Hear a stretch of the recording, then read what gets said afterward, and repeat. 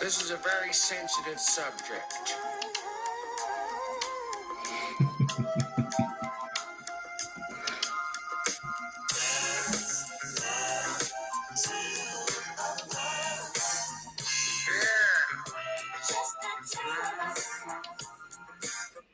Just the two of us, mate. People are going to be so confused. Allow me to explain. Before that, hello and welcome to Freedom Tech Friday. For those of you that are new here, allow me to quickly explain what this is all about and why the hell we are here.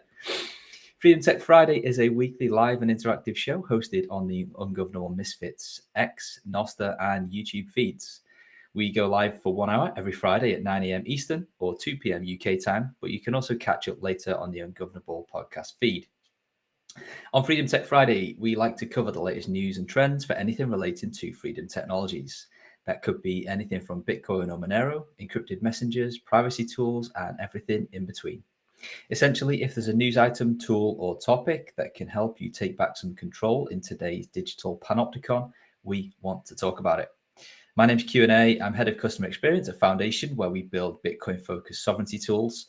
And usually I'm joined by two of my good friends, Max, the CTO, Chief Technical Officer at the Ungovernable Misfits Empire, and usually, although he's not here today with us, Seth, who is VP at Cake Wallet. As I mentioned, this show is live and interactive, and we rely on you guys to steer us towards the topics that you want us to cover or to send us your freedom tech related questions. There are many ways in which you can get involved, all of which really help spread awareness for the show. That includes commenting or asking your questions in the live chat. Hello, I can see that a few people hopped in already. Welcome, gentlemen or ladies. You can submit your topics or questions ahead of time before the show on X or Noster. You can boost us on Fountain or any of the other podcasting 2.0 apps. And finally, you can send questions or tips via xmrchat.com. And you can also share the show on X or Noster. Aside from last week's bubbling and awesome Noster live chat, you guys know who you are.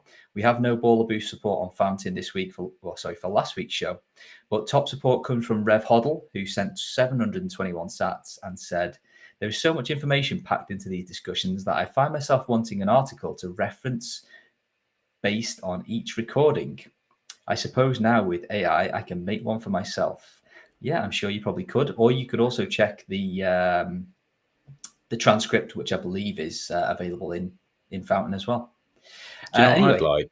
go Just ahead. to interrupt there, Rev Hoddle, if you're listening, if you do make that and you put it through AI and say, can you make this into a article and like break down the topics as like a follow through, like someone can do a step-by-step on the things we're talking about, share it with me, and then we can get it on Ungovernable Misfits with all the other articles and stuff.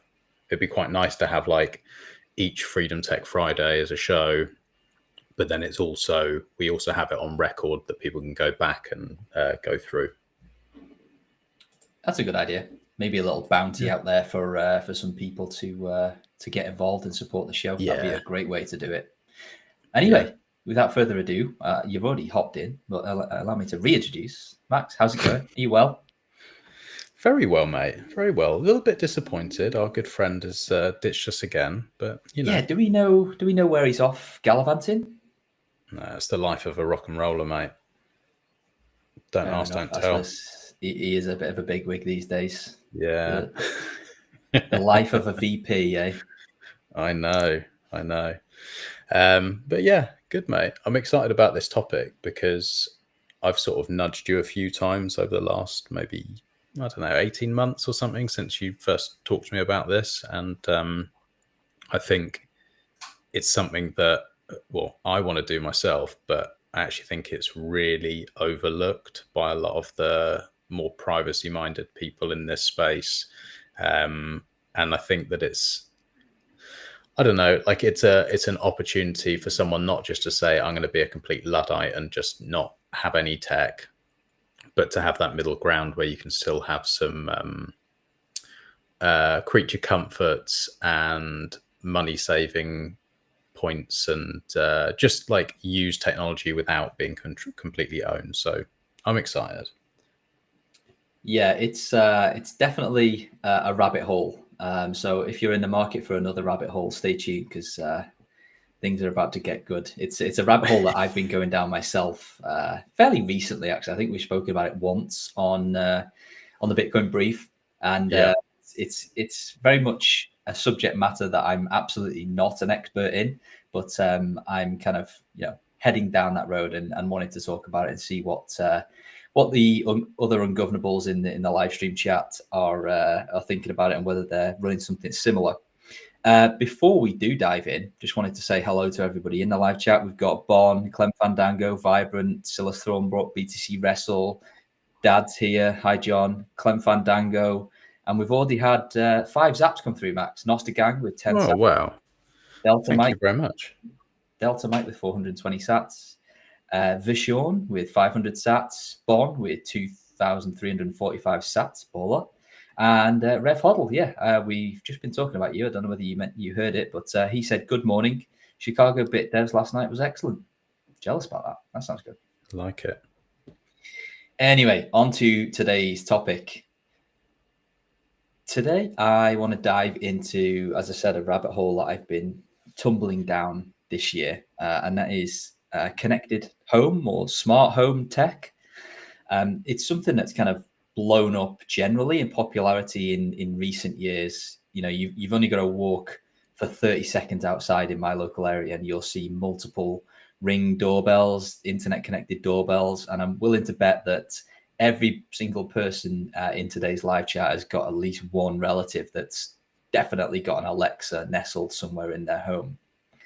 Smart home tech is it's literally everywhere, isn't it? You've got lights, plugs, cameras, thermostats, speakers, fridges, ovens, door locks. But the sad thing is that a lot of these devices, if you kind of use them in I guess, the most simple way or a naive way, they can quickly become a bit of a privacy nightmare because these kind of devices, particularly some of the popular ones, they always like to phone home to Big Brother because, as we know, data is kind of like the new oil these days, and it's very much valuable to the usual corporations. So today we're going to explore why that's a problem, although that's fairly evident, and what the basic building blocks of a private smart home could look like, and how you could get started without being a turbo nerd or programmer. A massive budget. We're going to have a bit of the main focus in terms of the practical advice is going to be on a piece of software, open source piece of software called Home Assistant. And then we're going to dive into the different devices that can communicate locally, the trade-offs of taking this path, because it certainly isn't the easiest way to achieve having a smart home.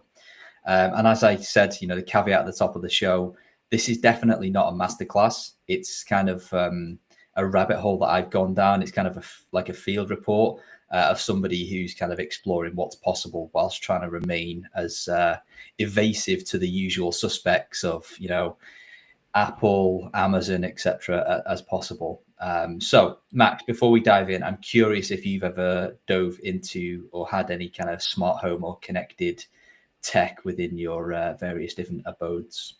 Yeah, I have. And it's the reason that I wanted to learn more about this. Where before I had kids and a missus, I had disposable income, and I used to buy dumb shit. And one of the things I used to really love was those like Philips Hue lights. And I like replaced my entire house with Philips Hue lights and had them like dimming. I know it was like a lot of I should have bought Bitcoin, but all those days. And as I'd wake up, the lights would come up with me and they'd dim down. I could have the different colors and stuff, and I absolutely fucking loved it. And then I actually sold all of them for Bitcoin. I actually sold all my light bulbs and like all the kit. And I've always wanted to have those again, but I didn't want people to know when am I home, when am I leaving, what my patterns. So I was like, I'm not going to have that. And then I also now want security cameras outside and inside my home. So I want those, but then it's like you can get this Nest stuff or whatever, and then that's all in the cloud. I'm like, well, I definitely don't want to literally Big Brother myself, but I want to have the security for the safety of my family. So there's a lot of things that I want that would be useful, and there's always that like, oh fuck, then I'm just spying on myself. Like I'm literally like putting a spy in my own home. That's like really stupid. So loads of stuff I want, don't currently have. Maybe you can tell me that I can have it and there's a clever workaround. Yeah, there certainly is. As with all things, there are trade-offs, and we're going to dive into those shortly. But I guess before we kind of dive into the nitty-gritty of like Home Assistant, what it is and how you can use it, I guess it's worth outlining somebody who's kind of never kind of dove into this or doesn't understand the kind of attraction here. Like, why do you think people look to smart home tech? Like, it's only a fairly recent phenomenon. Like, why are people diving into this? Do you think? I think a couple of reasons. One, just before I jump into it, Barn Miner has made a lot of changes to our vernacular, and Fart9 probably is one of the greatest he's come up with. So thank you, Barn. Thanks, Barn, as well. Before you do that, has anybody bought fart9.com? No, but they should. Yeah. Well, while you're go on.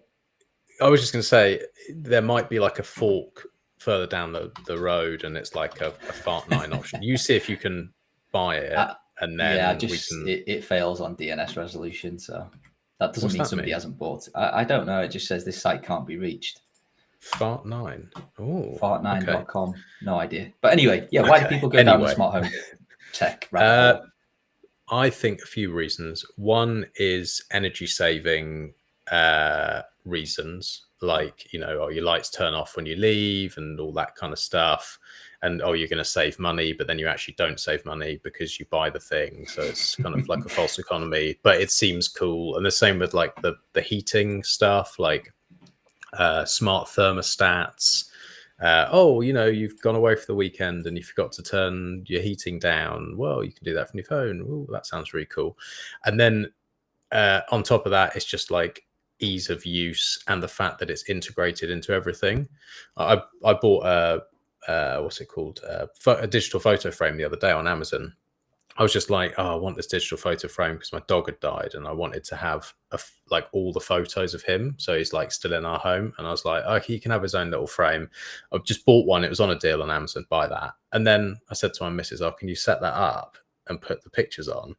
And then she did it. And it's like a smart thing that's like links to your phone, and then they have your photos and all this. And I was like, why is everything's a smart thing? Or like the heating engineer will come round and they fit a smart meter thing, and they just sort of naturally do it, and everyone does it now. It's just become the norm. So they're the reasons. I think it's just normal.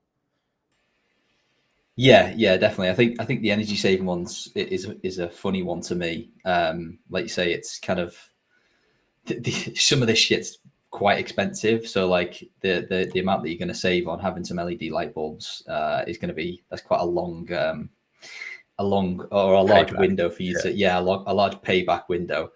Yes. Yeah, I think the other things for me is like automation and convenience, like having automated lights.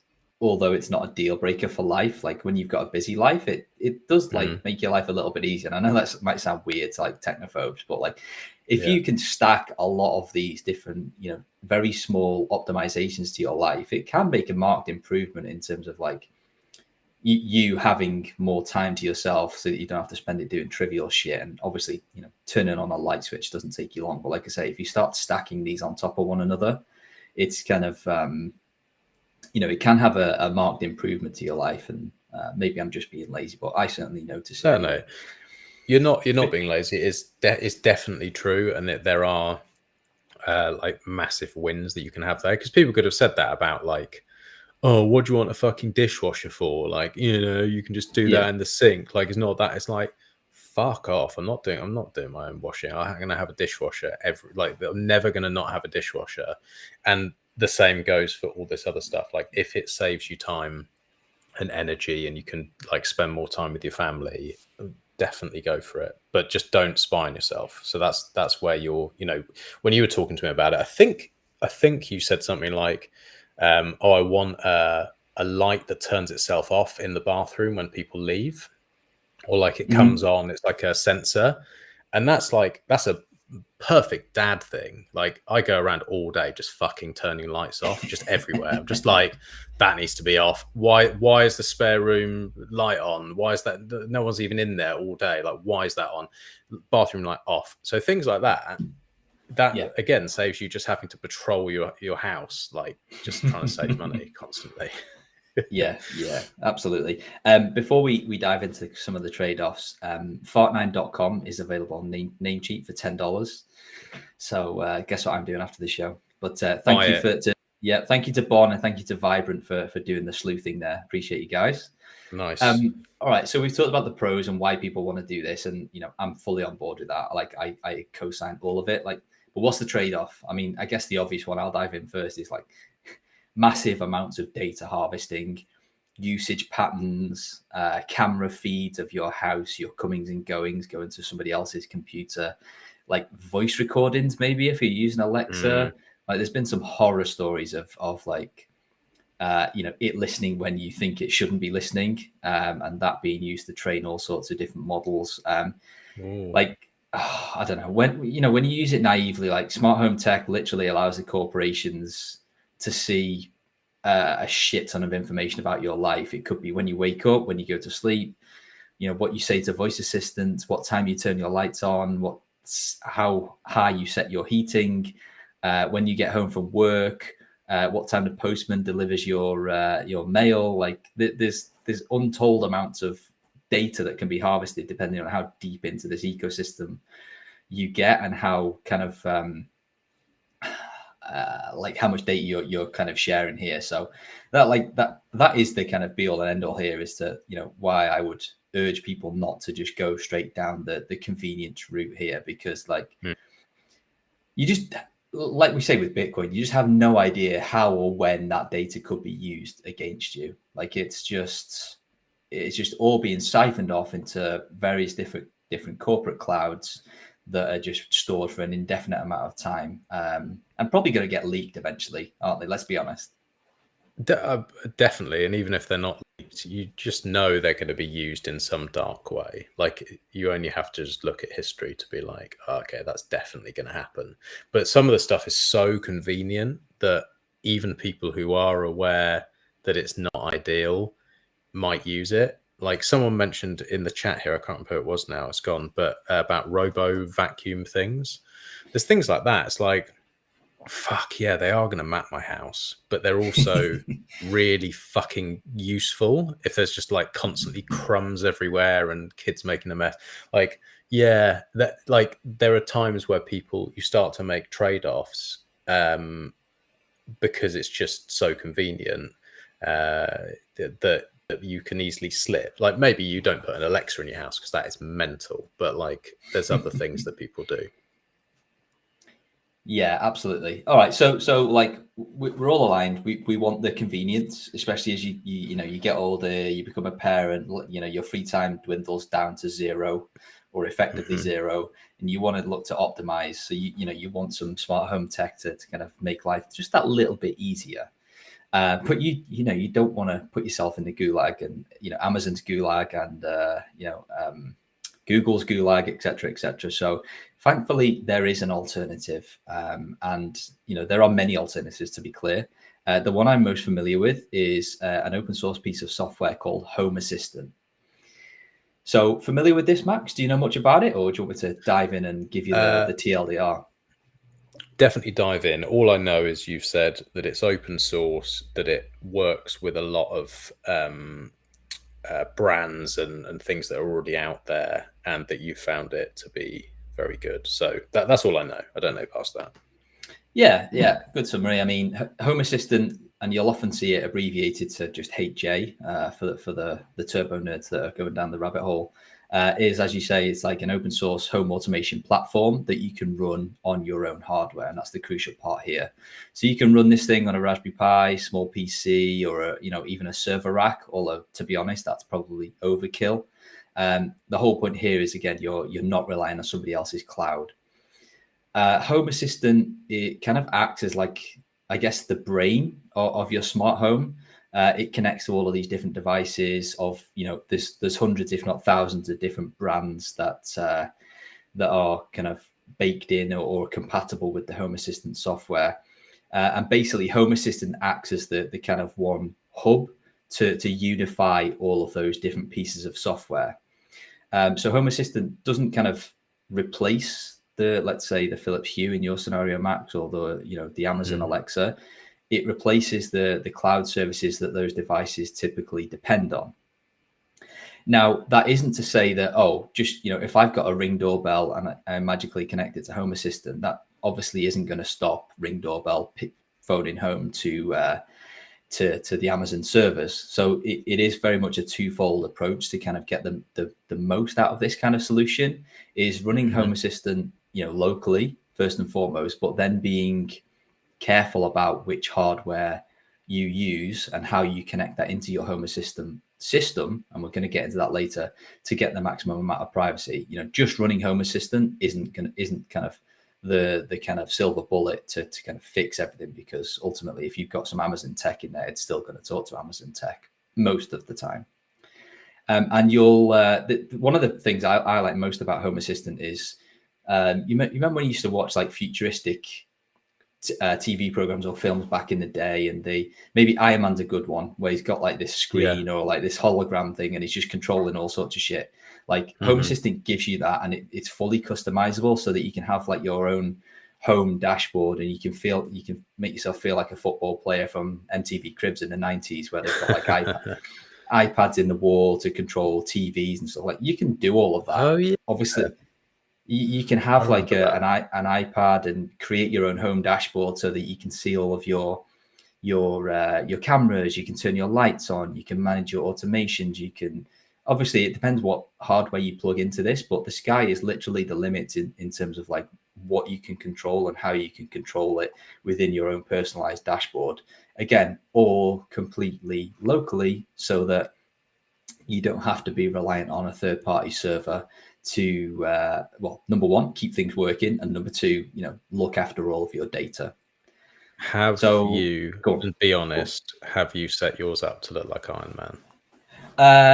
To a certain degree, yes, but the limitation for me at the moment is I haven't spent thousands and thousands of pounds to have like light bulbs in every room in the house, and a remote control garage door or anything like that. Like, I've got the basics. I've got light switches. I've got my TV. I can control the TV on it.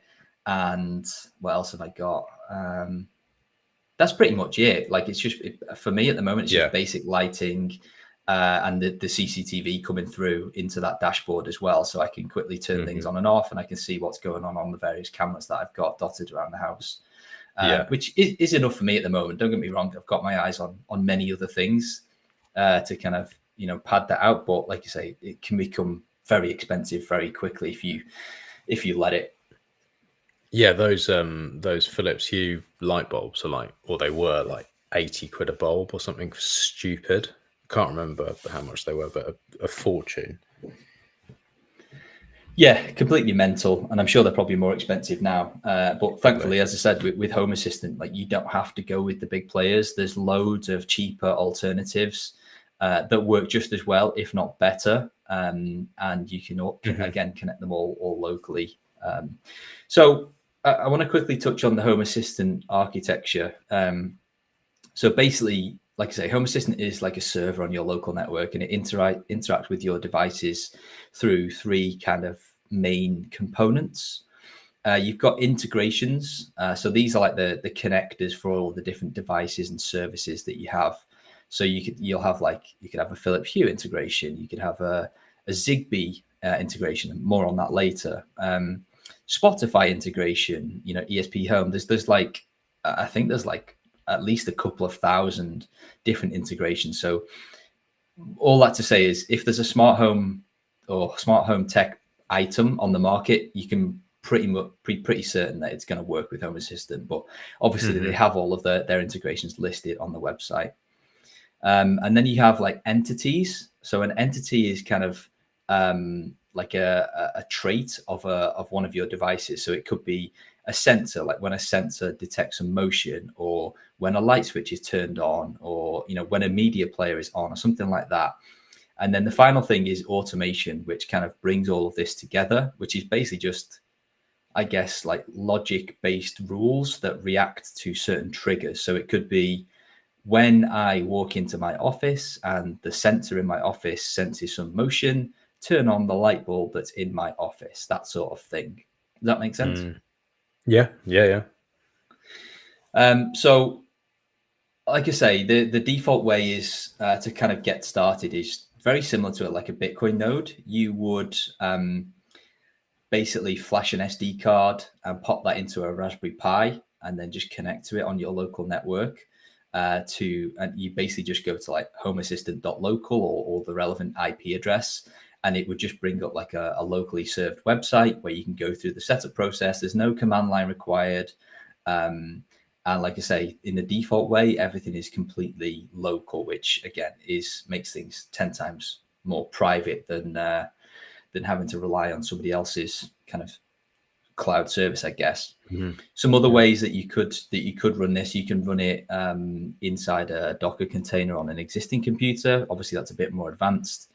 You can run it in a command line, I believe, as well as like a Python script. But again, that's like way too more advanced than I would need. Yeah. And then there's also something called Home Assistant Supervised, which again is similar to the Raspberry Pi thing, but it also gives you control of the underlying computer as well, which again is kind of a bit more advanced again. So for most people, just a single board computer or an existing computer that you've already got that's sat there doing nothing, you can flash Home Assistant OS onto it, and it works in a very, very similar way to something like Start9 or to Umbrel, where you just have a graphical user interface and you can click and point and set up your dashboard, connect your various devices, etc.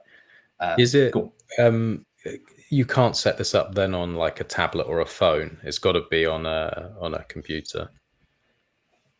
Yes, because it needs to be kind of always on, a little bit like a node. Yeah, of course. Like, so the way it would work is you'd have the always on computer, but then you'd have the Home Assistant app on your phone or on your iPad or whatever, or just go on your computer, just go through a web browser to like homeassistant.local. Quick question from Bon.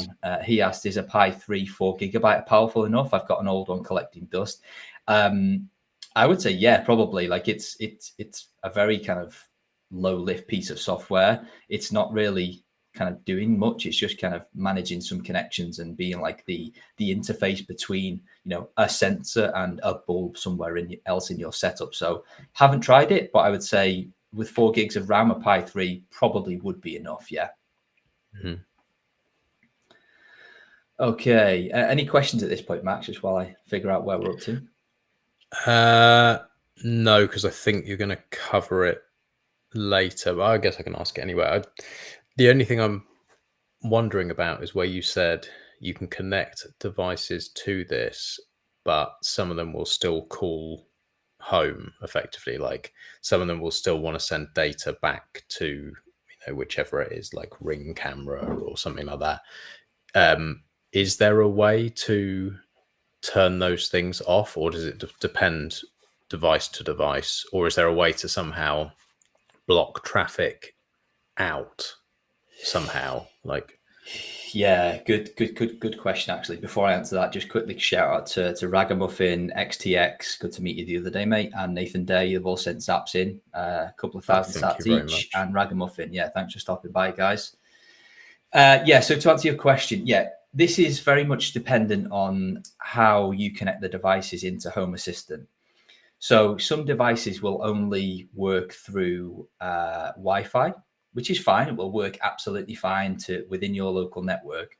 But unless you do some more advanced network blocking, maybe at the router level, there's nothing to potentially block, let's say, a Philips Hue bulb from communicating out to the Hue servers if you connect it that way. You absolutely can stop that if you are comfortable with going into your router settings and blocking that. But again, if you use it in the most naive way possible, where the bulb is connected to your Wi-Fi, which is then within the same local network as your Home Assistant server, then you can't have that 100% guarantee that it can't phone home. The other way that you can do it, and this is the way that I do it, is that there's different kind of local networking solutions that you can have so that you can have your devices communicate to your home server 100% locally. The way in which I do it is using something called Zigbee, which is kind of like a low power mesh network, essentially. So the way it works is I've got my Raspberry Pi sat next to my router, and plugged into one of the USB ports on that Raspberry Pi. I've basically got like a little dongle, which looks like a USB dongle, and it's got a little remote, a little aerial on the top of it. Doesn't take up much space at all. And then anytime I now buy, anything for the house, I make sure it's Zigbee compatible, which thankfully these days is very easy to do. So if I look for a bulb, I make sure I buy a bulb that's Zigbee compatible. If I look for a motion sensor or a door switch or something like that, loads of different ones available. Basically, rather than connecting any of those devices to my home Wi-Fi, which they all will do, I instead connect it to the local mesh network that runs, that is powered by that little kind of aerial that's plugged into the Home Assistant server. So that has two main benefits. The first one is that there's no Wi-Fi connection, so it can't phone out of the my home network because I don't give it the credentials to be able to do so. So the only way it can communicate is via this mesh network within the kind of Zigbee kind of mesh that's within my house. So the privacy trade-off is wonderful, but the other great part of this is that it's much faster than Wi-Fi as well. Like in terms of like, so an example is my office light I've got a sensor in my office all running on this Zigbee low power mesh network. It's instant. As soon as that sensor sees some motion in the room, that bulb is on instantly. I have tested it on Wi-Fi, and there's a marked kind of slowing of that. I don't know why that is. I'm sure there's some networking gurus that will be like, well, yeah, that's obvious. But when you do it over this low power mesh, much faster. And then I guess the third benefit as well, because you might be thinking, well, if it's low power mesh, like, if I've got a larger house and my Home Assistant serves in one end, and what happens if I want some lights in the garage that are automated? Like, is it going to? Well, you plug in another little mesh aerial thing, right? Well, exactly, because it works on a mesh network. You don't necessarily need specific kind of boosters like to strengthen the signal. Any device that you connect as part of this is a booster.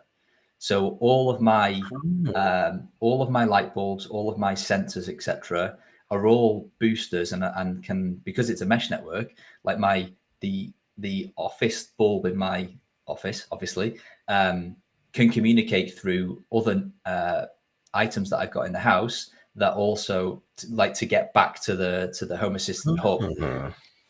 So it's local, it's private, and it's much faster. And the more that you have, the kind of stronger that the mesh network gets, essentially. So like I've got lights in my garage that are all automated, and again, not connected to the home network. And like you'd have thought, well, that's way too far away from my router, my Home Assistant server, which is both in the same location. But yeah, works seamlessly. Okay. Massive fan of the Zigbee network. And I believe even the Philips Hue is compatible with this Zigbee stuff, just to show how widely it is proliferated already. I'm a big fan, actually. A lot of the IKEA home tech stuff, like switches, sensors, and bulbs, very, very cheap, especially compared to Philips Hue. And they're all Zigbee compatible as well, and they connect really, really simply to into your mesh network. So I'm a big fan. I've spent most of my kit comes from IKEA because it's very, very reasonably priced, and it's all Zigbee compatible. Okay, I miss IKEA. They don't have them in the Shetlands. I do. I do enjoy a walk around IKEA. As sad great. As that sounds. Yeah. No, it's sad, but it is great. BTC Wrestle's asking in the chat: is Home Assistant available in Fart 9 or available to sideload? Definitely not available in any of the stores that I've checked out on Start 9. Whether you can sideload it or not, I don't know. But obviously, that somebody would need to make a package for it. I'm sure it's probably possible, but I know that Home Assistant is on Umbrel, so if it's on Umbrel, then somebody should be able to package it for Start 9 easy enough. Yeah.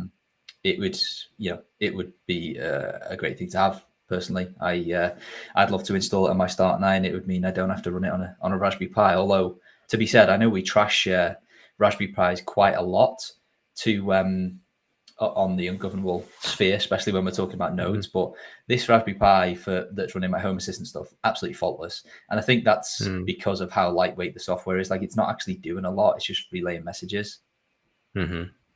Would you say there's any benefit to separating them out anyway? Like, is there any concerns with privacy, security, or anything like that from running that on your Fart 9 along with everything else? Would it actually be better to have it separate anyway? Yeah, I mean, I guess it depends what you're using your Start 9 for. Like, if it's your only Bitcoin node and your only Lightning node, maybe separation is good there. But like, if it's more of your self-hosting box where you've got Nextcloud and stuff on it, and it's less important, or kind of it would be less detrimental to your life if it went down, then yeah, sure, throw it on. But I'm sure everybody's got like a spare computer lying around somewhere, or a spare Raspberry Pi. Especially if you've been in Bitcoin for a few years, you've probably got a few dead nodes floating around that you can throw this onto. Oh yeah. Another good point, actually. I think we had a question on Nostra about this a while back. Are there any plug and play options for Home Assistant? And yes, there is. I believe it's called Home Assistant Green, which you can buy from the Home Assistant website. It's basically, I think they use a Rock Pro or a Rock Pi single board computer. Just like with an Umbrella or Start 9, if you buy from them, it just comes pre-installed with the Home Assistant software. Right. You give it some power, you give it some internet, plug it into your router, and away to go. So it's, like I say, very analogous to what Bitcoiners are already used to in terms of like node setup. So we've got a question from Bon in the Nostra chat. He said, to see the devices and control them from your phone or wherever, do you need to connect to the mesh first, then switch back to your Wi-Fi when you're done? No. So the way that would work, Bon, is that the devices like bulb switches, etc., they're using the mesh network. Obviously, the Home Assistant server, let's say it's a Raspberry Pi, is physically connected to your router via an Ethernet cable, so it's on your local network. And then when you have your iPad, your tablet, your computer, or your phone on the local network, then the Home Assistant app will just connect to it locally. Like say, you just give it the IP address when you set it up, and then basically there's you have the Home Assistant app that depending on how you set it up, obviously you can then manage all of your devices and control them from your phone locally. This is probably a good time maybe to talk about some remote access at this point, because while most of the time that you're going to want to control stuff outside of automations, which remind me to come back to that, Max. Most of the time you're going to be wanting to do it at home, so local is fine. But there will be times, like you said, Max, where you're like, I've come away on holiday and I've left the lights on and I don't have an automation that automatically turns them off when they sense no movement or something like that. Then I guess the usual remote access rules apply. So again, it's very similar to a Bitcoin node. So if you have a router that's already got some like a WireGuard client on there, or you've got a Mulvad client or zero tier or anything like, or Tailscale, then that you can just connect in through those different methods so that you're kind of tunneling back to your local network. I don't believe there's any Tor support, so that it kind of just works out of the box. Or if you don't have a more fancy router, then directly within the Home Assistant kind of integrations or app store, there is I believe a Tailscale and a zero tier option, so that you can just install that app and run through the configuration process, so that you again have that option to tunnel back into your home network, so that when you're away on your phone, you would turn on the Tailscale VPN, which you pre-configure to kind of talk back to your node at home, and then it just tunnels straight into the Home Assistant server. So you can either do it at a router level, or you can do it on the server itself. And again, very self-explanatory. And because it runs over like Tailscale or WireGuard, it's very speedy. You don't have any of the latency of Tor as well. Go on. Yeah. Well, I was just going to say, you definitely need that especially if you're going to have like CCTV or things like that. There's not really any point having CCTV that you can't look at while you're away from home. Yeah. Because when you're at home, you can see with your eyes anyway, can't you? So obviously it would still be recording and doing all that stuff in the background, but sometimes you would want to just be able to check something like, oh, why is this sensor gone off? Is there someone in my property, or like whatever you need to know? Yeah, definitely. To be honest, with my setup and the like different automations that I've got, the amount of time, other than like you say, checking live CCTV, the amount of times that I need to kind of tunnel back in to control something is very, very limited. And you can kind of, I guess, limit the requirement to do that by having automations. And basically, automations are like the best part of it for me, because it basically, the beauty of Home Assistant, because it can speak all of these thousands of different languages that different bulbs or sensors speak, and be like the translator between them all. You can tie any of them together to produce certain outputs. So it could be very simply, when it's sunrise in my area, turn on this light. Like that's an obvious and a very, very simple one, so that you go, you get out of bed and you go make a coffee at 7 a.m. At 6:59, let's say that's when sunrise is, or you can predefine the time. You know that it's not going to be dark when you get downstairs. Nice and easy, very simple. Mm-hmm. But then you could take it, like, it can be as weird and wonderful as you want. So it could be when the camera on the front of my house senses a person, then what I want you to do, if it's past 11 p.m. at night, I want you to turn on the kitchen light so that the robber thinks that there's somebody home. And I also want you to send a notification. I want you to send a notification to my phone that bypasses the do not disturb. It rings my phone, and you know what I mean? Like, that's just one example of how you can tie all of this stuff together. Again, completely locally, so that you can have drastic improvements to your life and to improve your security. And like I say, the sky is literally the limit. Your imagination is probably the limit as to what you can do with all of this stuff. You can have other stuff like, I'm trying to think what else have I'll have a think, because you've got a question as to what else I've got set up. Well, I was just thinking, how easy is it to set that up? Go through that example. CCTV senses something in your front garden, that it's a person there. It turns on security lights. It turns on a bedroom light, whatever. It turns on the TV, or like, how simple is it, if that's your idea of what you want to do, to actually set that up in this app? Yeah, so once you've got an understanding of, like, you basically just look into the settings of a device. Each device, depending on what it is, will have loads of different entities. So if it's a very simple non-color based light bulb that is basically just has an on and an off, it'll be like the device, the bulb is on, the bulb is off. If it was like a Philips Hue bulb, it could be, the bulb is on and red, the bulb is on and blue, blah, blah, blah, all that sort of stuff. Or, if you get more complicated, it could be a thermostat that is like, if the ambient temperature is below X, or a security camera that has, you can set zones on your security camera if it's a fixed one, to be like, if anything enters this circle, then do this. Once you have an understanding of, okay, I need to identify what happens with that device to then produce this output, or what trigger do I want there to be to do something to a device. It's like, if this, then that. It's like I guess a very simple kind of programming language, but I say that through tongue in cheek, because it's not done in code. It's just to say, if X happens, then do Y. And you can stack all of these on top of one another. So it doesn't have to be just one thing.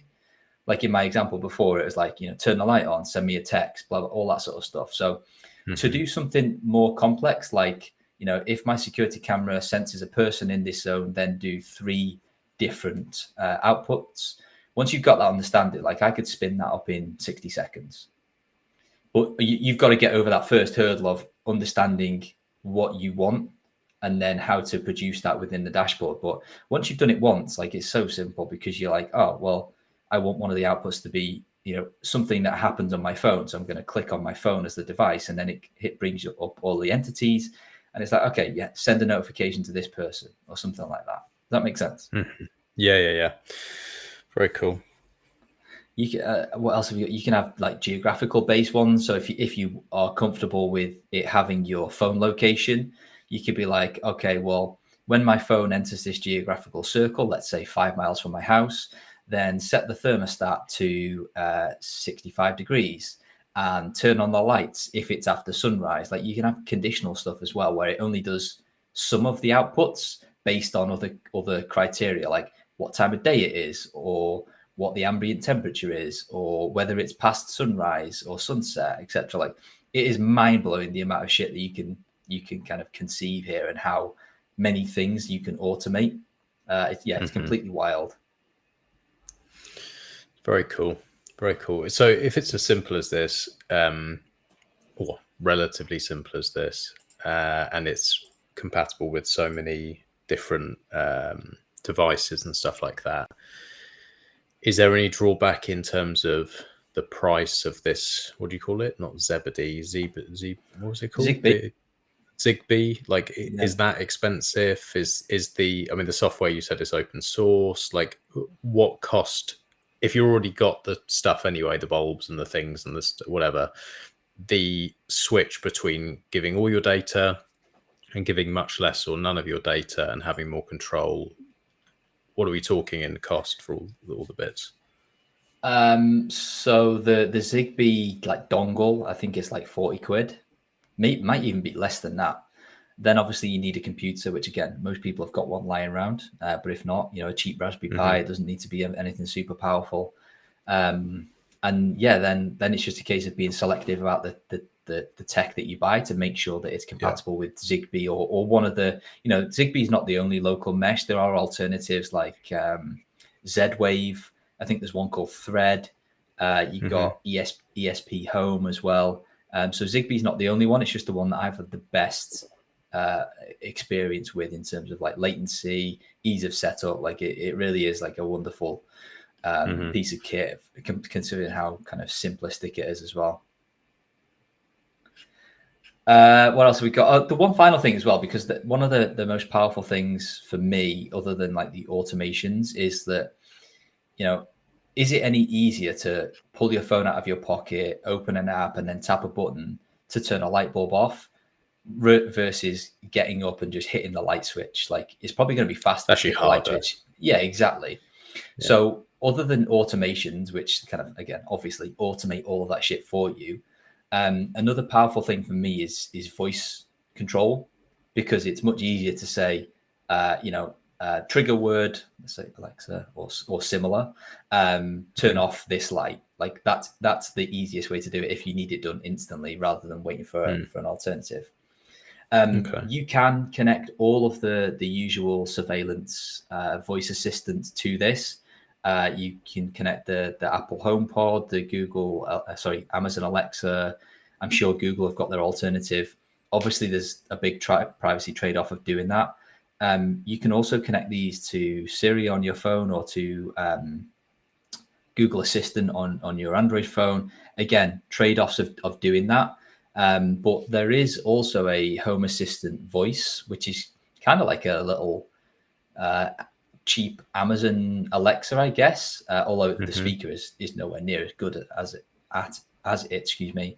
But you can, again, plug this into your Home Assistant server, connect it via the local area network only, and then configure your own voice commands so that you can, again, have an alternative where it's like, I think you can give it your own trigger word, or there's predefined ones. I think one of them is Jarvis, so you can be like, hey Jarvis, set the heating to 65 degrees or something like that. And again, it you can lock it down so that it doesn't communicate to any cloud, and you can kind of have that sort of similar experience. I'll be brutally honest, it's nowhere near as responsive as something like Siri or as Google Assistant or with Amazon Alexa. Like it's just not as good. But with that said, it is a kind of a newer product that it is running locally. So you're reliant on the computing power of the Raspberry Pi or wherever you're running the Home Assistant server on, essentially. Okay. Any advice or good devices that you can recommend, like as a starting point for people? Yeah, honestly, I would say let's assume that you've got the server set up. I would say get yourself a Zigbee dongle. I'm pretty sure they're like 30, 40 quid. And then just get some Zigbee light bulbs as a starter. IKEA is wonderful. Like I say, they're really not expensive at all. Just get a couple of them, pick one room that you want to automate and plug it, go through the Zigbee setup. If anybody's interested and wants any guides, you know where to find me. I can send those through.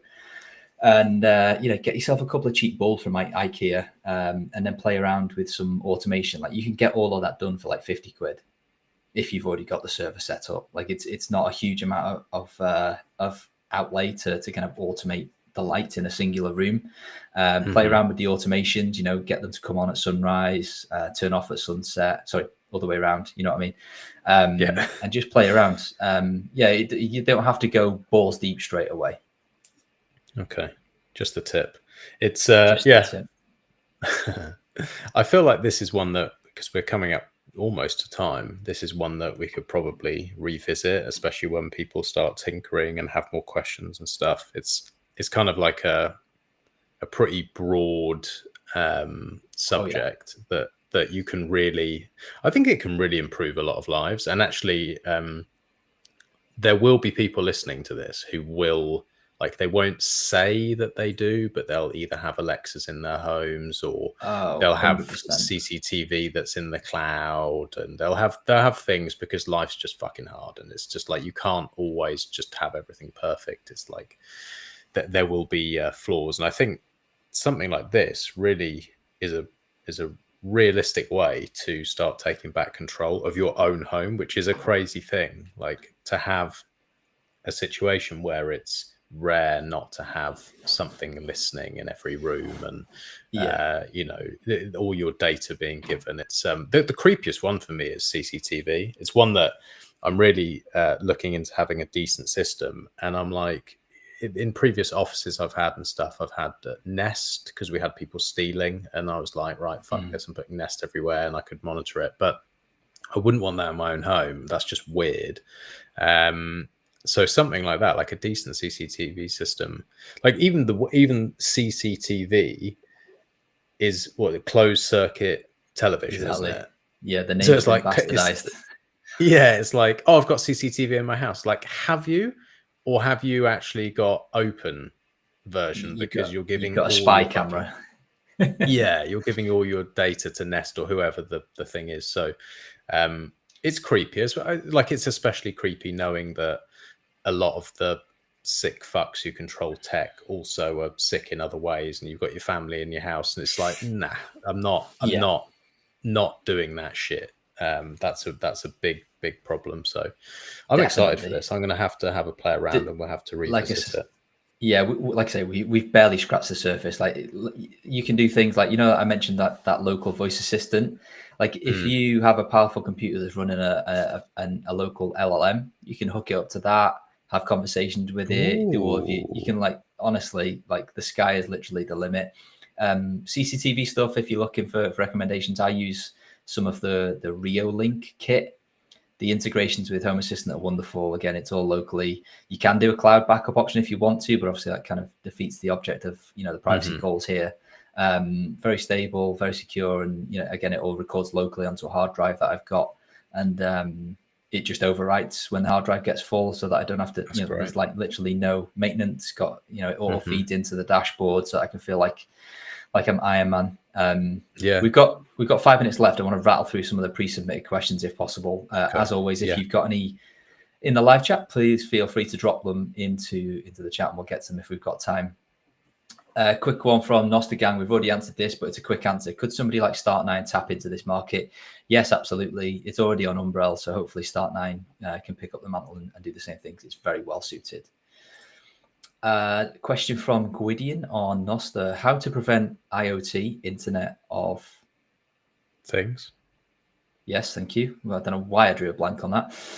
Devices, how to prevent them from phoning home while managing them over the Home Assistant that's connected to the internet. I think we've already covered that one. So maybe just go back and listen to the start of the show. You can. Yes, it's absolutely possible. What else we got? Mark on Noster said, I need smart light bulbs that don't start tweaking out after a few months. Any suggestions?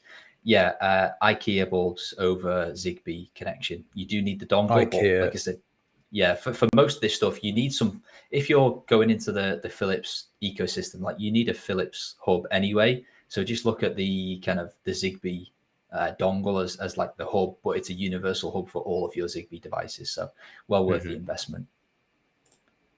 Next up, we have a question from CS Burner on Noster. What are the differences between the main FOSS home automation systems for which application, which one is best?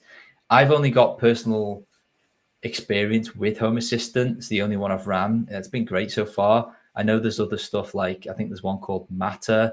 There's another one somebody shared with me on Noster called something Hub, but I can't speak about them because I've never ran them or tested them. But Home Assistant in my research seems like the most widely adopted. It has the most integrations and seems to make the best trade-off in terms of usability again. But again, that's the only one I've ran thus far. Mario 2, I think that's a typo from me. I think it's Maria 2000. So apologies, Maria. Okay. Any plug and play options for us non-techies? Yes. Either Umbrel Home, Umbrel.com. It comes, if you buy a pre-installed one, Home Assistant app is on there. Or you can go straight to the Home Assistant website and they do a very similar box that runs on a single board computer that comes pre-installed with the software. How much is that? Do you know off the top of your head? Oh, I knew you were going to ask me that. Let me find it very quickly. I just wonder because I think it's like 120 quid. Because sometimes with these things, like you do give a bit of support to the people who are building this stuff. It's open source. It's, there are people who have spent presumably a lot of time making this, and I'm not averse to like buying hardware from these companies. Yeah, £112. So like $130 if you're in the US. That's not bad. No, and like I say, it's just a little square box that you plug in some power. It's tiny. You won't even see it. It'll be just sitting next to your router. It's basically just similar to a Raspberry Pi. What is it? Did they specify what it is? Rock chip. Pro. Oh. Yeah, it's not a Rock Pro, but it's a quad-core ARM Cortex CPU with 4 gigabytes of memory. So yes, to Bon, when you asked before, 4 gigabytes looks like it is enough. Okay. What else have we got? I've just lost my mouse. There it is. We have, this is the last one actually, good timing. Which security measures can help prevent hacking attempts on smart home systems by mini PC-like devices and physical hacking gadgets? And that's from Mortgage Hodl on Noster. I would guess, for physical hacking gadgets, like just, I guess, be careful who you let anywhere near any of your home servers. Put it in a server box. Yeah. Just be careful who you let into the house. Obviously, if you've got work people in, getting a new bathroom or something, then be wary of that. Maybe unplug stuff for the day. And then in terms of like remote stuff, I guess you could fix it by just keeping everything local. Like I say, that's how we started talking about this. Was it's all local. I don't think personally that you're adding too much risk by having the Tailscale app installed so that you can do some remote connections, because like I say, Tailscale is basically just public key encryption at the end of the day. So, unless somebody hacks your actual Tailscale account to get into your home network, then the risk is minimal, in my opinion. I don't really see that as much of a massive issue. All right. Wow. Look at the right timing. On time. Yeah, do you like that? We're getting good at this, aren't we? Yeah. That was a fun one. I think you're absolutely right. I think if we get enough support from the listeners and the viewers on covering stuff like this again, then there's definitely more we can talk about. We can go more into detail on, some of the different communication methods, the different automations, and some of the different hardware that you can connect to this. Maybe I can come up with like a predefined list of stuff that we can talk about. But we can definitely go much deeper on that one. So if you like this kind of topic, let us know, and we can definitely bring it back up in the future. But thank you to everybody in all of the various live chats. Appreciate all the zaps on Noster. We've got probably like 5,000 or 6,000 sats there. So thank you very much for all your support and for being part of the show. Like I say, we really appreciate everybody that gets involved and asks questions, because it is a huge driver for the show and to where we take it. So thank you all very much. I believe normal service will be resumed next week, and we will be back as a trio. If not, then we'll have the same just the two of us song queued up again. And also don't disappear too quickly, because we've got a new outro video, and I want everybody to let us know what they think of it. Max, you were going to say before I take us out? I've forgotten now. It doesn't matter. Okay. All right. Peace, everyone. See you at the same time next week.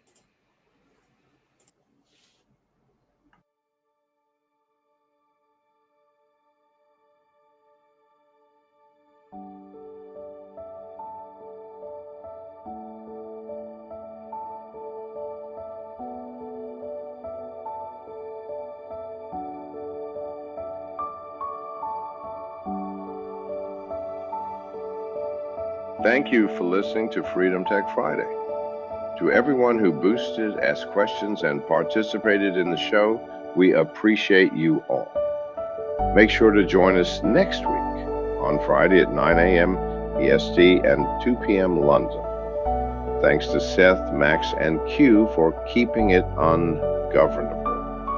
And thank you to Cake Wallet, Foundation, and my NIM box for keeping the ungovernable misfits going. Make sure to check out ungovernablemisfits.com to see Mr. Crown's incredible skills and artwork. Listen to the other shows in the feed to hear Kareem's world-class editing skills. Thanks to Expatriotic for keeping us up to date with boosts, XMR chats, and sending in topics.